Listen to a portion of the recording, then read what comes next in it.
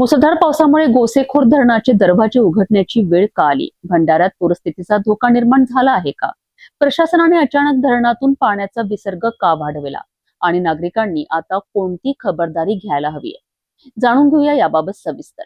विदर्भात सुरू असलेल्या मुसळधार पावसामुळे नद्या आणि धरणाचे पाणी साठ्यात मोठी वाढ होत आहे. या पार्श्वभूमीवर भंडारा जिल्ह्यातील गोसेखुर्द धरणातून पाण्याचा विसर्ग वाढविण्याचा महत्त्वाचा निर्णय प्रशासनाने घेतलेला आहे.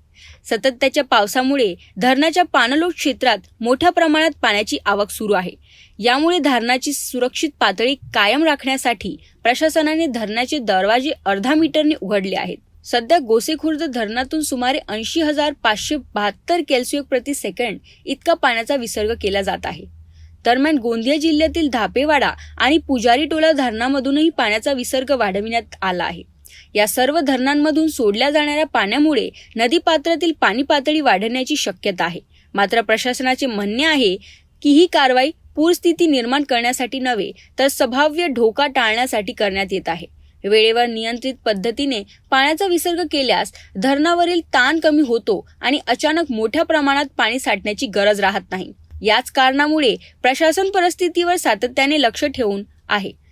दरम्यान नदीकाठाच्या गावातील नागरिकांना सतर्क राहण्याचे आवाहन करण्यात आले आहे.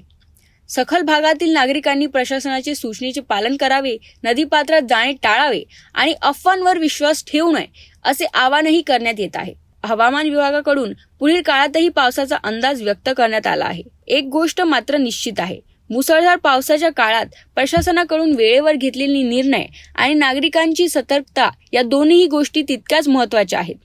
आगामी काही तास आणि दिवस परिस्थिती कशी बदलते, पावसाचा जोर किती राहतो आणि धरणातील विसर्गात आणखी वाढ होते का हे पाहणे महत्त्वाचे ठरणार आहे.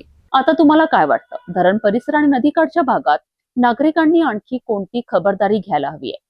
तुमचं मत आम्हाला कमेंटमध्ये नक्की सांगा. सिटी न्यूजला सबस्क्राईब करा, व्हिडिओला लाईक करा आणि शेअर करायला विसरू नका.